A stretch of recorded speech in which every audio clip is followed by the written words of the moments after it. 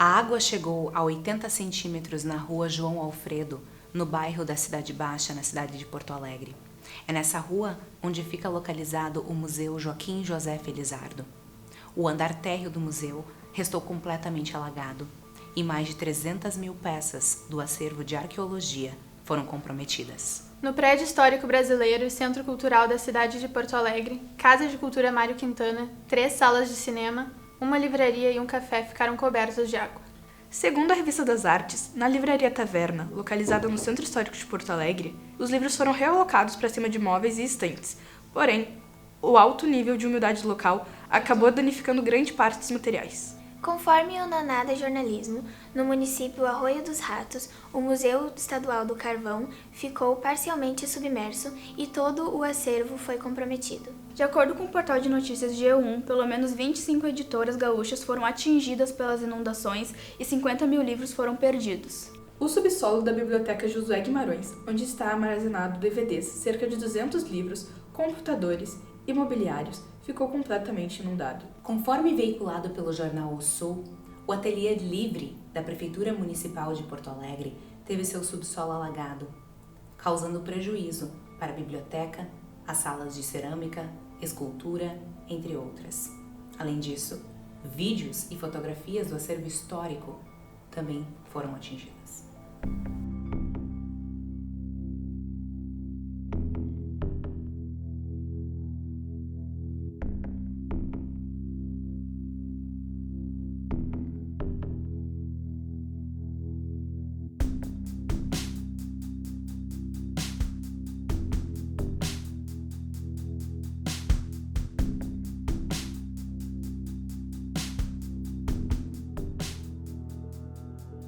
Sou Luciana Brito, sou museóloga do Museu Joaquim Felizardo. A água atingiu cerca de 90 centímetros do nosso andar térreo.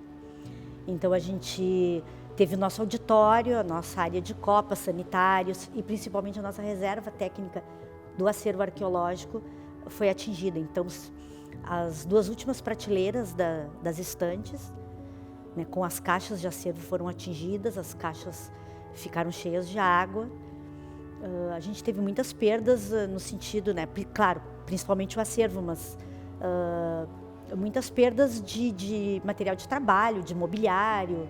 A gente teve que fazer um descarte de muita coisa. Mas esse material arqueológico que foi atingido pelas águas não quer dizer que ele foi perdido, né, porque a gente agora vai partir para a recuperação desse acervo, né, vai ser todo tratado, reacondicionado, o que tiver de ser restaurado vai ser restaurado. Como vários equipamentos culturais do município foram atingidos, então a gente tem aqui próximo o Teatro Renascença, o Ateliê Livre, o próprio Museu do Paço Municipal, então vários equipamentos foram atingidos.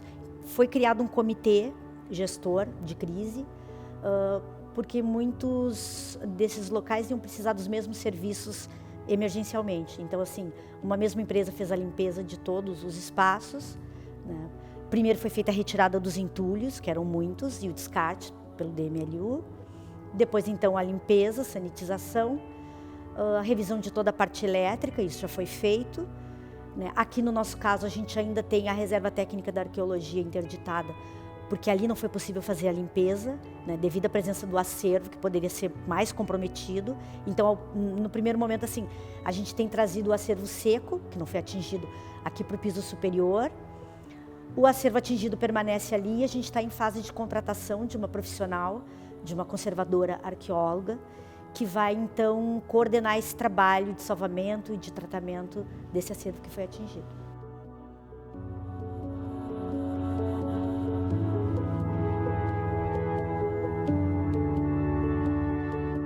Parentes, muitos amigos, colegas do museu, né, foram atingidos, tiveram que sair das suas casas. A gente teve uma estagiária que foi resgatada de helicóptero da ilha. Então, assim, é impossível não se saber alguma história, né, de alguém que perdeu tudo, né, de que teve que ser resgatado.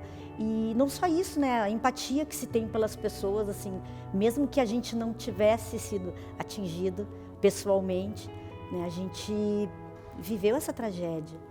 A gente teve muitas ofertas, né, de ajuda, pessoas voluntárias. A gente tem uma lista que foi feita pela SEDAC com o nome de voluntários, assim, e pessoas que têm alguma especialização, que podem colaborar realmente, porque, por exemplo, no nosso acervo arqueológico, é preciso ter um conhecimento, é preciso ter uma formação para poder ajudar ali. Então, assim, a gente está tendo a ajuda das universidades, né, URGS, PUC, tentaram disponibilizar um espaço para a gente levar esse acervo que foi danificado para ser tratado, e a gente tem, assim, aqui no entorno, né, os nossos frequentadores assíduos, que são as pessoas que moram aqui. As pessoas vêm no portão, perguntam se precisa de ajuda, se precisa de alguma coisa, né, e a gente está recebendo, sim, doações, então a comunidade sempre ajuda, né. Quando a gente chegou aqui e tentou abrir essa porta, né, que é esse espaço da portaria, a porta simplesmente não abria, porque a mesa que ficava aqui na portaria, desse lado, com a água ela tombou e ela foi parar na porta. Então, assim, todo mundo teve que empurrar a porta para poder entrar, e quando a gente entrou era realmente um cenário de guerra. Meu nome é Liliana Cardoso, sou secretária da Cultura e Economia Criativa de Porto Alegre. Sou criada na zona norte de Porto Alegre, no bairro Rubem Berta, ali, vizinho, lindeiro do bairro Sarandi, e vi também muitos amigos perderem tudo. Tive à frente 40 dias coordenando o abrigo do Centro Vida, aonde o maior número de desabrigados foi neste abrigo. E a cultura foi muito pontual neste espaço, e a gente se sente afetado paralelamente de ver esse processo, e às vezes tão impotente, mas tentando fazer algo transformador através da arte, da cultura, e trazer um pouco desta alegria através de diversos movimentos culturais que a gente conseguiu levar para este abrigo. As perdas foram históricas, né, materiais imensuráveis, aonde tem todo o legado do patrimônio imaterial e material do Brasil. Não somente os próprios municipais, mas também o aparelhamento da sociedade civil que compõe a cultura do nosso município. Fomos afetados o Paço Municipal, que hoje é um museu, toda a parte do subsolo, também o Centro Municipal de Cultura, especificamente o Ateliê Livre, o Teatro Renascença, duramente atingido, o Museu Joaquim Felizardo, também a parte do subsolo, onde ali temos, né, acervos históricos de Porto Alegre e também do Rio Grande do Sul. Tivemos a Casa de Música foi um pouco afetada, mas não atingida até o seu primeiro andar, o subsolo também, e o nosso Teatro Turupiva quase que chega na ponta do palco. Nós estamos com um escritório de reconstrução no município de Porto Alegre, embora ainda muito moroso, né, este processo que a gente sabe de reconstrução, porque temos mais de 1.680 famílias que também perderam seus bens materiais e afetivos.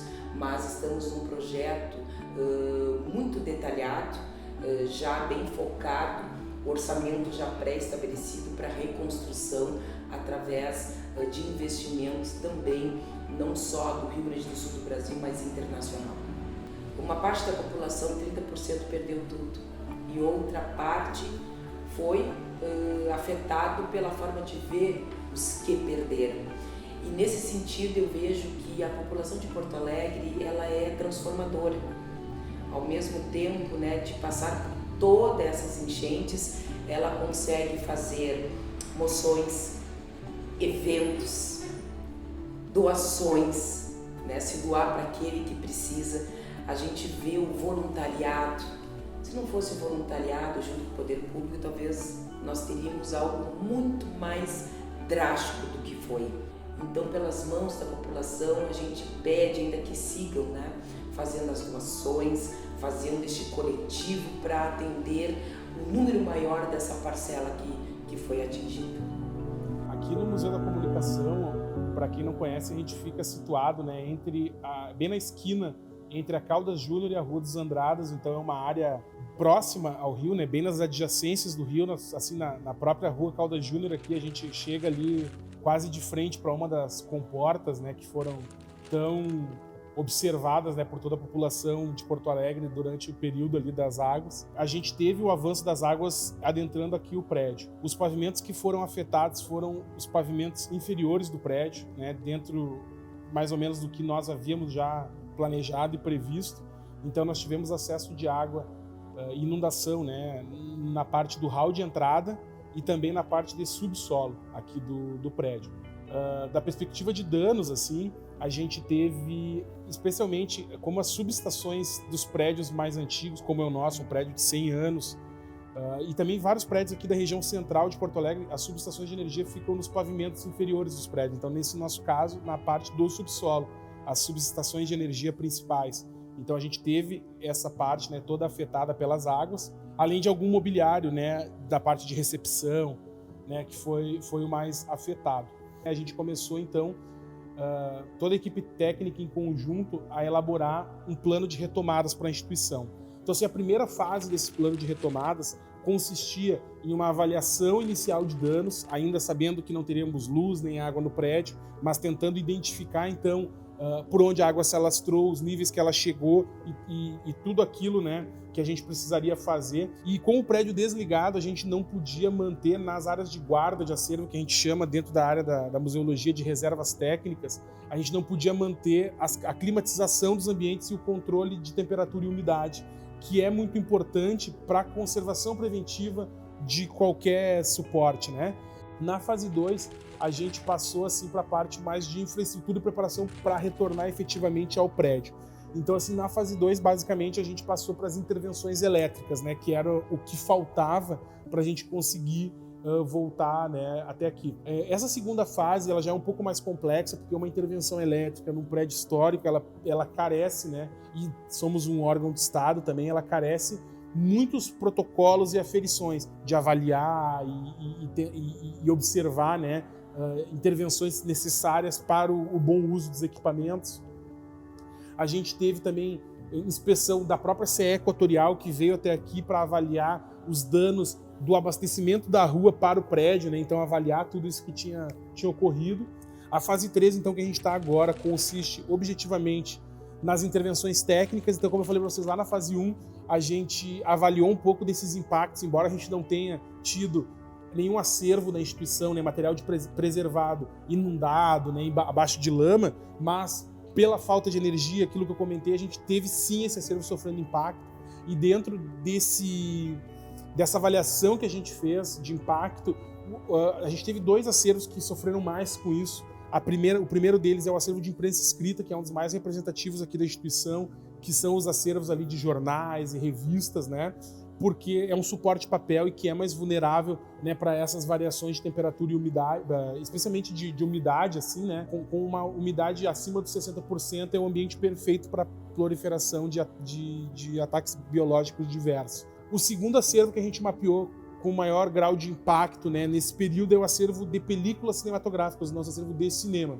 O suporte delas é um dos mais delicados que nós temos no Museu da Comunicação, porque as películas cinematográficas, especialmente aqui falando majoritariamente do que nós temos aqui, que é as películas em acetato, a variação de umidade é um dos agentes preponderantes para fazer a liquefação dos filmes. Então os filmes se desfazem, eles se tornam água, né? Assim, claro, se tornam um ácido ali, né?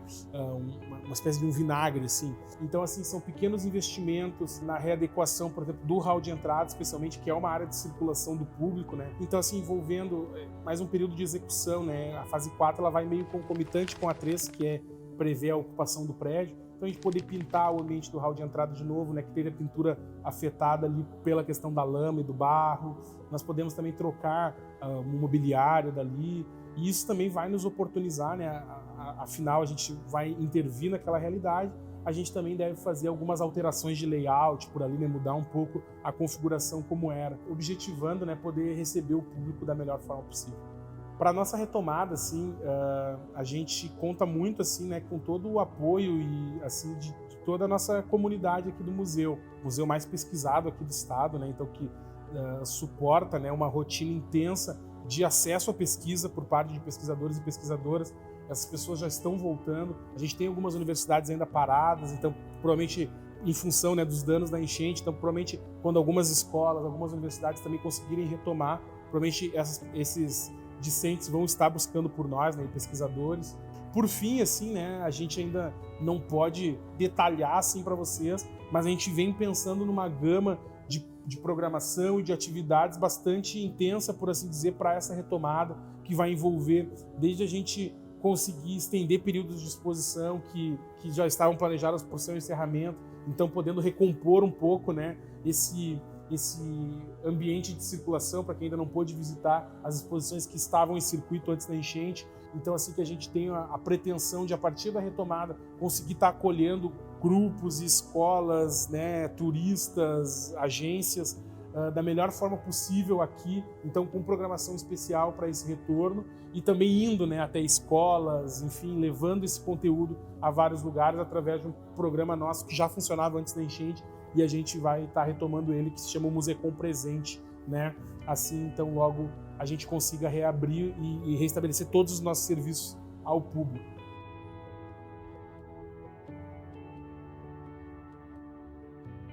Bem, a casa é muito viva, aqui é um ponto de muita cultura aqui no centro histórico e na cidade como um todo. Então nós estamos recuperando no momento, assim, retomando aos poucos a nossa programação cultural. A gente teve, assim, em primeiro lugar, perdas materiais aqui na casa, né? Todo o andar térreo do prédio foi atingido. Então há uma série de reparos que precisam ser feitos, como pintura, esquadrias. A gente teve os estabelecimentos comerciais também que ocupam aqui salas no nosso térreo, como o restaurante Térreo, a livraria Taverna, a loja Andaime e o Café Lúcia Maria, todos tiveram perdas muito grandes nos seus estabelecimentos de mobiliário, de equipamento.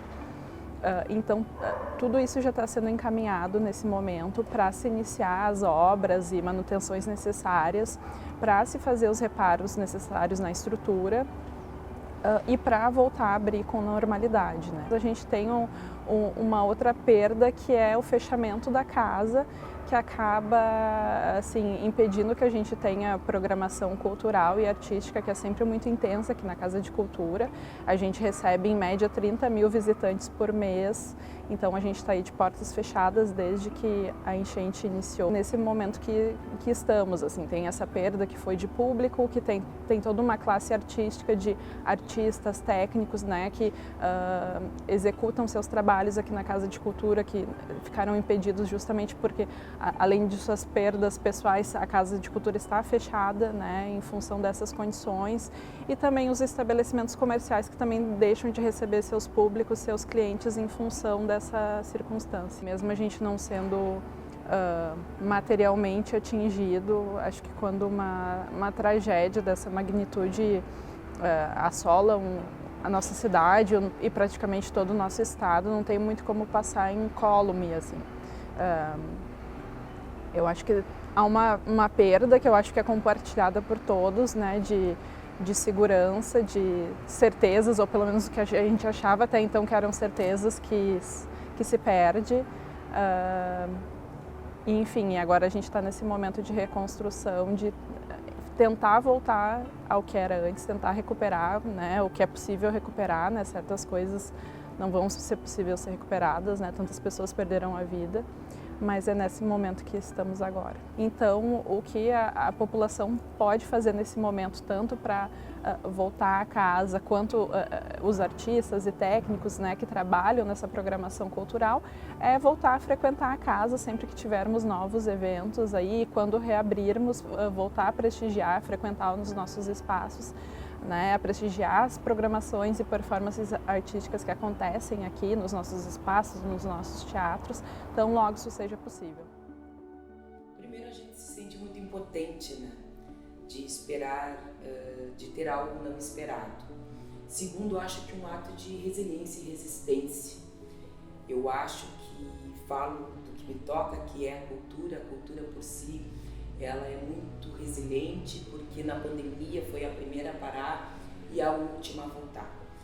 Eu entendo que não há reconstrução sem o coletivo, não há reconstrução sem a paciência, sem a resistência, sem a resiliência. Mas temos que ter ações efetivas para que a gente possa reconstruir o que ficou e ao mesmo tempo também tentar trazer a dignidade para os fazedores de cultura que usam esses equipamentos. A gente entende enquanto patrimônio material de algo estrutural na cultura, mas ao mesmo tempo nós temos a parte humana, que faz a roda da economia criativa girar, que são os artistas, que é a arte. E esses também estão parados e nós precisamos reconstruir esses espaços para que a arte e esses artistas que trabalham com a cultura, que fazem a economia do nosso estado girar, tenham o seu palco digno e que as luzes dessa reconstrução se acendam e que eles possam ter o seu pão de cada dia, que é o que sustenta através do dom divino que Deus deu para eles. Bom, gurias, eu acho que é indispensável a gente comentar o quanto o nosso amanhã, o amanhã de cada uma aqui no Rio Grande do Sul, mudou após o anúncio do tema Como Será o Amanhã. Bizarro pensar como a gente estava vivendo, sabe? Tipo, tantos sonhos, expectativas pro ano, pro mês, até às vezes pra semana, né? E tipo assim, acho que os planos de todas as pessoas foram afetados, nem que indiretamente, sabe? Tipo, travar tanto o trabalho, a faculdade, teus compromissos, sabe? Toda a vida começou a mudar completamente diferente, então tipo, eu acho que o amanhã que todo mundo pensava, e às vezes a gente pensa no amanhã, a gente pensa, ano que vem, daqui a alguns anos, mas o nosso amanhã realmente dia depois foi completamente alterado de uma noite pra outra, né? Tipo, isso de ser tão inesperado e rápido, tipo, simplesmente só caos e, meu Deus, o que eu vou fazer agora? É uma loucura que a gente tenha trabalhado esse tema, né? Que tenha tanto a ver com o que aconteceu logo após a gente ter recebido essa proposta. De a gente pensar, e o amanhã? Porque isso é o que tá todo mundo se perguntando agora, depois de tudo que aconteceu, né? E foi uma coisa não esperada, então saiu um pouco fora do nosso controle, atrasou nossos planos, né? Bastante. O que era pra ter sido, tipo, feito com calma, acabou sendo feito, não às pressas, mas com não tanta calma quanto antes. Mas uma certa urgência também. Sim, completamente, era completamente mudar roteiro. O que era um documentário de esperança acabou se tornando também de esperança, mas também falando de tragédias, que não era o nosso objetivo. Com certeza, mas que era muito importante de ser comentado. Como é que a gente vai falar, né, sobre como vai ser o amanhã da arte, se a nossa arte foi destruída ontem por completo, sabe? Pois é, eu acho que tem que falar sobre essa reconstrução, sobre como vai ser agora, por causa que realmente aquela coisa que ela falou, né? Tá todo mundo se perguntando agora o que vai ser amanhã na sua área, né? Então, tipo, nós da área da arte também a gente tá nesse questionamento do que vai ser amanhã, e a gente decidiu retratar o que a gente passou, né? O que a gente viveu na nossa arte também, né? Porque mesmo se todo mundo esquecer amanhã, a gente vai ter algo documentado, né? Tipo, de como foi e o que aconteceu. Eu acredito que a mensagem que a gente acaba adicionando ao documentário de que nem tudo foi perdido e o que foi vai precisar da nossa ajuda para ser reconstruído.